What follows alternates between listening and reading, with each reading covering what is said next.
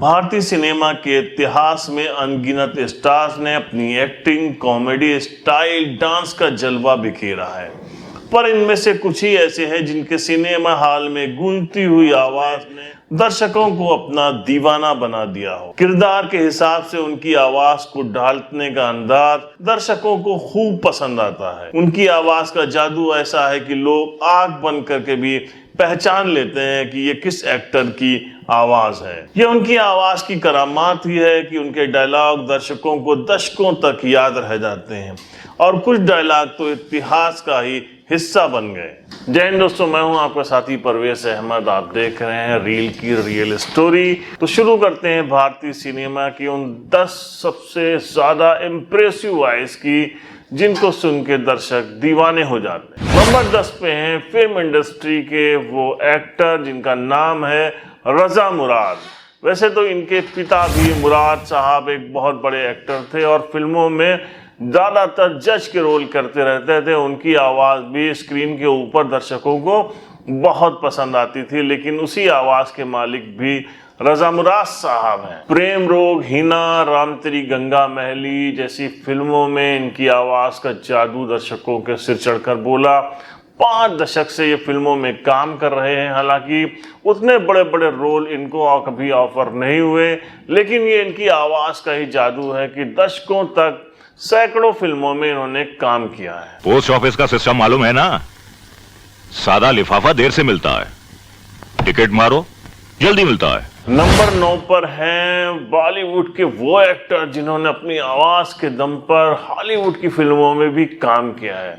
उनकी आवाज ऐसे ही पर्दे पर गूंजती हुई आती है कि उसको सुन के दर्शक कह उठते हैं कि क्या जबरदस्त आवाज है।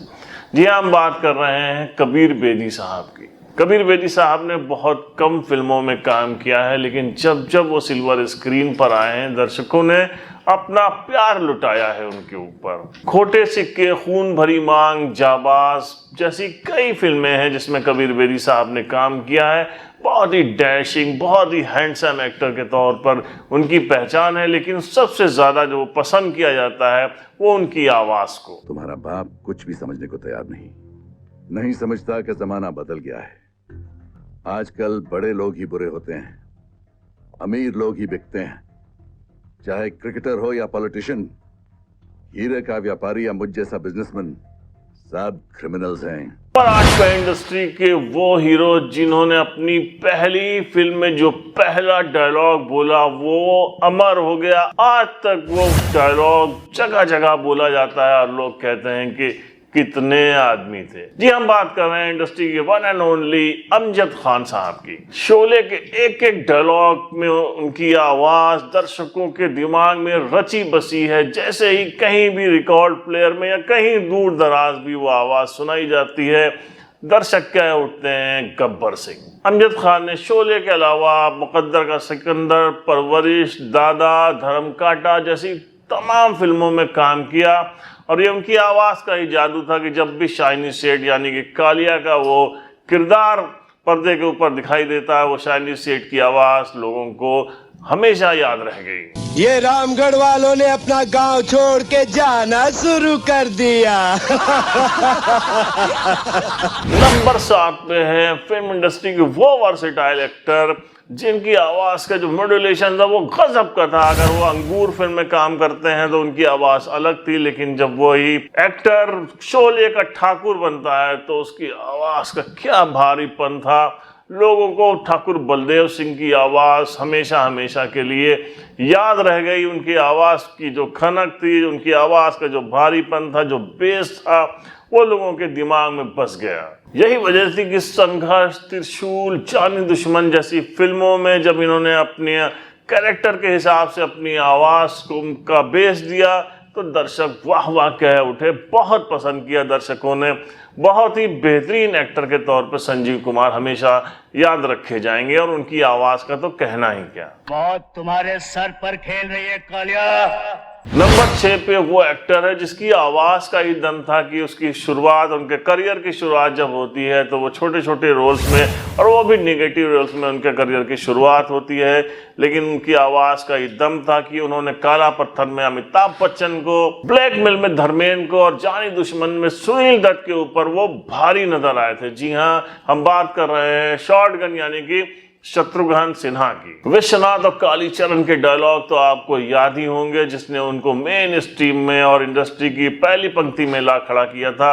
इसके अलावा उनका एक डायलॉग जो जहां जाते हैं तो जरूर उनकी आवाज में आज भी सुना जाता है, वो आपको याद होगा, शाम से कहना कि छेनू आया था, मेरे एक भी आदमी को हाथ लगाया तो मोहल्ले का मोहल्ला उड़ा के रख दूंगा। अमर अमिट कभी ना भूल पाने वाला डायलॉग है। शत्रुघ्न सिन्हा की आवाज ही उनकी पहचान है। इसने खुद अपने आप को पुलिस के हवाले किया है, तो फिर ये भागेगा क्यों? नंबर 5 पे हम बात करेंगे इंडस्ट्री के उस शानदार विलेन की जिसका कहना था कि सारा शहर मुझे लायन के नाम से जानता है। जी हाँ, अजीज साहब। Sophisticated, educated, well groomed, mastermind, heartless villain के तौर पे हम अजीज साहब को जानते ही हैं। Check suit, matching overcoats, white leather shoes, white sunglasses, jewellery, accessories के लिए तो अजीज साहब की पहचान ही अलग थी। फिल्मों में इस हाई प्रोफाइल से दिखने वाले विलेन ने स्मगलर और डॉन का चलन ही शुरू कर दिया था। इनके गैंग में हमेशा एक फीमेल किरदार भी होता था, यूजली उसका नाम होता था मोना डार्लिंग। कालीचरण, जंजीर, यादों की बारात जैसी न जाने कितनी फिल्में थीं जिनमें इनका किरदार बहुत ज्यादा पसंद किया गया। अजीज साहब की वॉइस का क्या कहना। बड़ा जी चाहता था आपसे मिलने को, बहुत तारीफ सुनी है आपकी, अक्सर अखबारों में भी आपका नाम पढ़ा है। It's so very nice of you that you have come.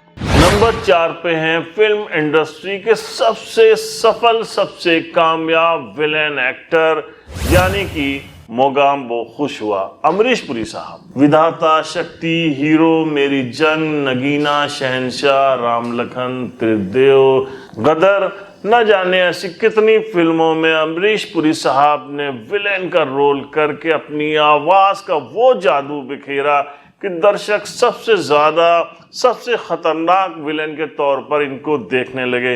लेकिन जब इन्हीं अमरीश पुरी ने किरदार रोल शुरू किए, सपोर्टिंग रोल में आए, कैरेक्टर रोल शुरू किए, तो उसमें भी वो क्या जमे हैं। आपको याद होगा दिलवाले दुल्हनिया ले जाएंगे में एक पिता के किरदार में जा सिमरन जा का उनकी वो आवाज बहुत सारी महफिलों में, बहुत सारे प्रोग्राम्स में उसको आज भी बोला जाता है। और आप देखते होंगे कि स्टैंड अप कॉमेडी तक में इस टाइप के डायलॉग बोले जाते हैं। अमर हो गए, अमिट हो गए, अमरीश पुरी साहब हमेशा हमेशा के लिए लोगों के दिलों में बस गए और उनकी आवाज उन सभी के जहन में हमेशा ताजी रहेगी। ये जानते हुए कि हम इस शहर के सबसे बड़े आदमी हैं, हमारे खिलाफ ऊट पटांग लिखने की तुम्हारी हिम्मत कैसे हुई? नंबर 3 पे हम बात करेंगे इंडस्ट्री के उस एक्टर की जिसे आप उसका डायलॉग सुनते ही समझ जाएंगे।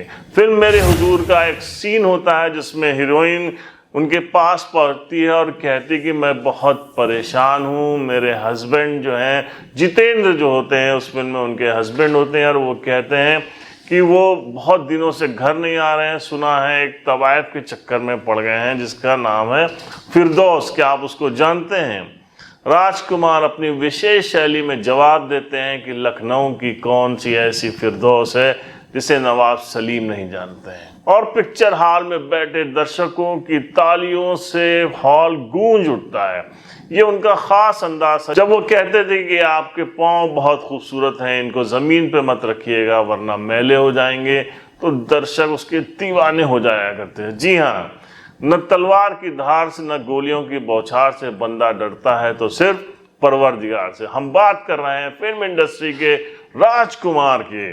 जी हाँ, राजकुमार साहब का अंदाज, उनके डायलॉग बोलने का अंदाज, चिराए सेठ जिनके घर शीशे के हों, दूसरों के यहाँ पत्थर नहीं फेंका करते, तो बुलंदी, सौदागर, तिरंगा, मरते दम तक, ऐसी ना जाने कितनी फिल्में थी जो सिर्फ उनकी आवाज के दम पर चलती रही। जी हाँ, जब उनकी बहुत ज्यादा उम्र हो गई उस वक्त में भी जो उनको फिल्में मिलती थी उसमें सबसे अहम किरदार उन्हीं का होता था। ये वजह थी कि उनकी जो आवाज का जादू था, जो इम्प्रेसिव आवाज थी उनकी, उसके आगे कोई टिक नहीं पाता था। गंगाधर चौधरी, तुमने हमारे तहसीलदार साहब को मिलने से इनकार कर दिया, इसका अंजाम जानते हो? नंबर 2 पे हम बात करेंगे इंडस्ट्री के उस महानायक की जिसकी आवाज को सबसे पहले आकाशवाणी में नकार दिया गया था, रिजेक्ट कर दी गई थी उनकी आवाज। लेकिन जब इंडस्ट्री में वो धीरे धीरे हिट हुए तो उनकी आवाज का जो जादू चला तो उसने पूरे देश को दीवाना कर दिया। जी हाँ, हम बात करेंगे मुझे तो सारे पुलिस वालों की सूरत एक जैसी लगती है। गब्बर सिंह अपने आदमियों से कह दो कि बंदूकें फेंक दे वरना एक एक को भून के रख दूंगा। कल्लू से कालिया बने अमिताभ बच्चन साहब की। फिल्म इंडस्ट्री के महानायक अमिताभ बच्चन ने शोले, दीवार, त्रिशूल, मुकद्दर का सिकंदर, कालिया, परवरिश, कभी कभी इतनी फिल्मों में अपनी आवाज का जादू बिखेरा कि फिर उन्हें लोगों ने महानायक का तमगा दे दिया। जी हाँ, यही नहीं है, उनकी आवाज का दम था कि गानों के बीच में शाहिर की उन्होंने जब नज्म पढ़ी कि कभी कभी मेरे दिल में ख्याल आता है, या सिलसिला में जावेद अख्तर की कि मैं और मेरी तन्हाई अक्सर ये बातें करते हैं। क्या खूबसूरत आवाज का उन्होंने अपने जादू बिखेरा कि दर्शक, उनके चाहने वाले, उनके दीवाने हिंदुस्तान ही नहीं पूरी दुनिया में उनके मुरीद हो गए। वो शराब पीता हूँ जो आप जैसे इज्जतदार लोगों की फैक्ट्री में बनती है, लेकिन मेरे शराब पीने से आप लोगों को इतराज क्यों? बात चल रही है इंडस्ट्री के नंबर 1 की, तो ये आवाज वो आवाज है जो स्क्रीन में गूंजती थी, तो उसकी जो खनक थी, उसकी जो धमक थी, वो दर्शक पिक्चर हॉल से लेकर अपने घर जाते थे और उनके दिलो दिमाग में वो तस्वीर बन जाती थी जो बादशाह अकबर की थी। बादशाह अकबर की आवाज के बारे में इतिहासकारों ने भी कम लिखा है। उनका जो हुलिया था वो मैच नहीं करता था पृथ्वीराज कपूर थे, उसके बावजूद उन्होंने अपनी आवाज के दम पे जो रोल किया अकबर का, तो उसके बाद से हिंदुस्तान की जनरेशन अकबर को उसी रूप में याद करने लगी। जी हाँ, मुगल आजम में अकबर का जो रोल था, जो उनकी आवाज की खनक थी, वो दर्शकों के दिलो दिमाग में ऐसा बैठी कि हमेशा हमेशा के लिए वो अमर हो गई। पृथ्वीराज कपूर ने सिकंदर, आवारा, मुगल आजम जैसी फिल्मों में अपनी आवाज के दम पे अपने किरदार को और ऊपर कर लिया। तुम्हारी मौजूदगी नाफरमानी की दलील है। तो ये थी इंडस्ट्री की वो 10 सबसे इम्प्रेसिव वॉइस जिसको हमने इस लिस्ट में शामिल किया है। बहुत सारे संदेश हमारे पास आते रहते हैं कमेंट बॉक्स में कि आपने उनको शामिल नहीं किया, उनको शामिल नहीं किया।